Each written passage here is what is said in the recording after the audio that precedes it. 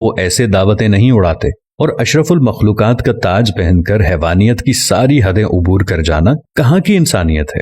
میں نے میت کے گھر میں ایسی آوازیں بھی سنی ہیں، جو دیگ پر بانٹنے میں لگا ہوتا ہے اسے کہا جاتا ہے ذرا پلیٹ میں 4 بوٹیاں زیادہ ڈال دینا، وہ داماد بھی آیا ہے تو اسے کھانا دینا ہے۔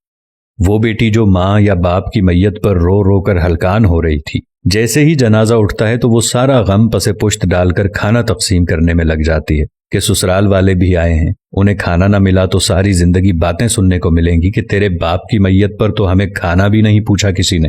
میں نے اس بات پر بھی تبصرے سنے ہیں کہ سالن میں تو تری یعنی گھی ہی نہیں تھا، ہماری پلیٹ میں تو بس شوربہ ہی آیا۔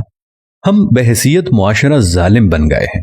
خوشیاں تو کجا، ہم نے مرگوں کو بھی اپنے شریکے پورے کرنے کے لیے ایونٹ بنا لیا ہے۔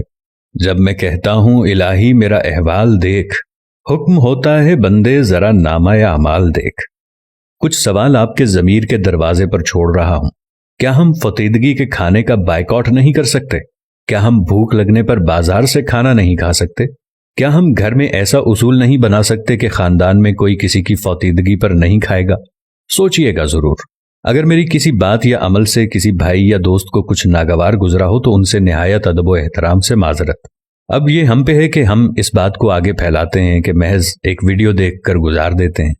بات مناسب لگے تو ایک لمحہ ضائع کیے بغیر شیئر کر دیجیے گا تاکہ اصلاح کا یہ سلسلہ جاری و ساری رہے۔